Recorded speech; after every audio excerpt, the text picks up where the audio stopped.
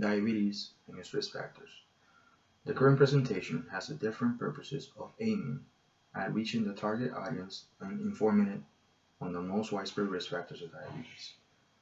The presentation has a goal of using the diversity of explanations, examples, and definitions which create an overview of diabetes and its risk factors. Furthermore, the audience will be capable of evaluating each risk factor alongside with types of diabetes, which greatly depend on the life stage of the individual.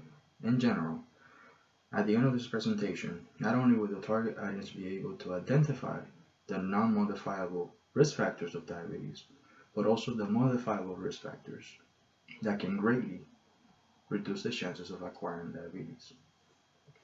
The target audience of the presentation is broad. However, the primary target audience includes students. In general, it can be a presentation for a broad audience, including children, students, and adults. The informational background can be applied in both healthcare and educational institutions. It has an informative character and aims at preventing the target audience from putting their lives at risk. Finally, the target audience does not have a specific occupation, as long as the disease can affect every person regardless of age, social status, or occupation. The significance of the chosen topic is obvious.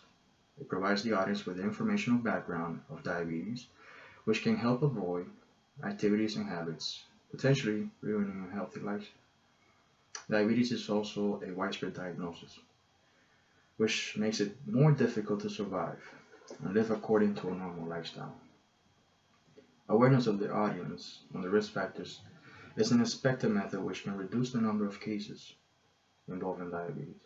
In general, it is necessary for everyone to know the essence of the disease, which springs from the routine activity of every individual. Diabetes is a common disease, which penetrates the contemporary world and worries millions of people for different reasons. Diabetes is a form of metabolic disease accompanied by a high level of sugar in the blood over a long period of time. It is not difficult to diagnose diabetes. The major symptoms of diabetes include increased hunger, increased thirst, and increased urination. There is a need to analyze risk factors, which can threaten health of people not even suspecting that they may face the difficulty of combating diabetes. The current discussion is an evaluation of the factors related to the disease and the possibility of falling in the risk group.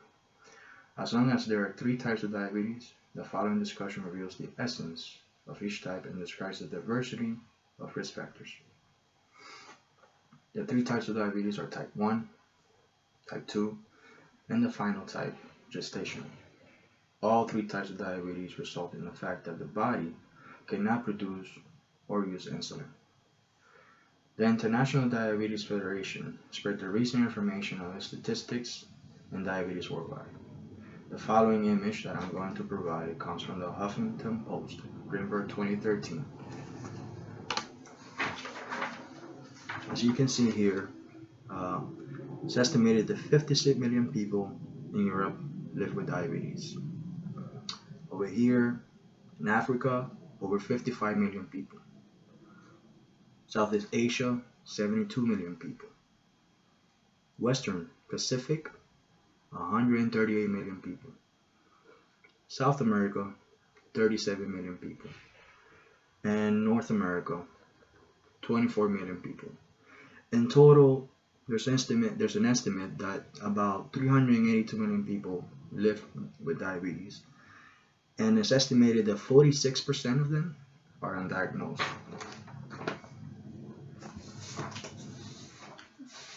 In order to evaluate the risk factors of high-end diabetes, there is a need to learn more about each factor, which can lead to its development. Each type has its factors, which have a reflection on the following discussion. Type 1 diabetes starts in the development in childhood. It is a phenomenon related to the impossibility of the pancreas to produce insulin. The main factors that cause such problem are family history, diseases of the pancreas, and infection or illnesses. If a family include members with diabetes, it is most likely that other family members will have the same problem. Siblings, parents, grandparents can be the ones suffering from diabetes, which can continue to spread over time. The easiest way to check is to use the services of the nearest hospital and make a blood test. Disease of the pancreas can also lead to diabetes. In the rarest cases, illnesses may lead to diabetes due to difficult healing process. However, such illnesses are rare and most likely that the contemporary medicine will do everything to minimize the negative influence of the risk factor. Type 2 diabetes has a diverse section of risk factors which lead to the development of the disease. The main peculiarity of a given type is that it affects adults in the majority of cases. However, it is possible to face the problem at any age. It also means that human body stops producing insulin or cannot accept it. In medicine, this term is called insulin resistance. Obesity is the first risk factor, which has a significant influence on the human organism. Nowadays, teenagers and children increase the amount of people suffering from diabetes due to the obesity problem.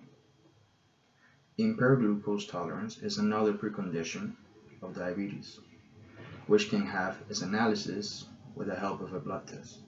High pressure can also become high blood pressure, can also become a reason for type 2 diabetes. Women may also have preconditions of diabetes such as polycystic ovary syndrome, which increases the chances of facing diabetes. Finally, age, sedentary lifestyle, and lack of exercise can lead to the development of diabetes. Gestational diabetes, in its turn, has such risk factors as age, overweight, family history, and ethnicity. All the above mentioned risk factors refer to women, especially to those who were overweight before pregnancy. Women older than 25 years of age increase their risk to have diabetes every year. In terms of ethnicity, Black, American Indian, Hispanic, and Asian representatives have a high chance to suffer from gestational diabetes. In conclusion, there are three types of diabetes. Type 1 is when the body does not produce insulin, when the pancreas does not produce insulin. This person is dependent on insulin administration over lifelong. Type 2 diabetes is also known as insulin dependent. This person's pancreas does not produce the right amount of insulin, or the body becomes tolerant to it, so it is not enough. This person does not have to necessarily be on insulin, but oral medication such as metformin can be used to control the sugar levels. And type 3, gestational diabetes. Obviously, women in pregnancy are predisposed to gestational diabetes, and a history of overweight and family history can also increase their chances of having gestational diabetes. There are modified risk factors and non-modified risk factors. Non-modified risk factors such as age, ethnicity, race cannot be changed. We cannot control those. But modified risk factors such as lack of exercise, poor diet, living a sedentary lifestyle, those we can change. I believe that by living a healthy lifestyle and having a daily exercise routine, a better diet, and yearly health screenings can greatly decrease the chances of acquiring diabetes.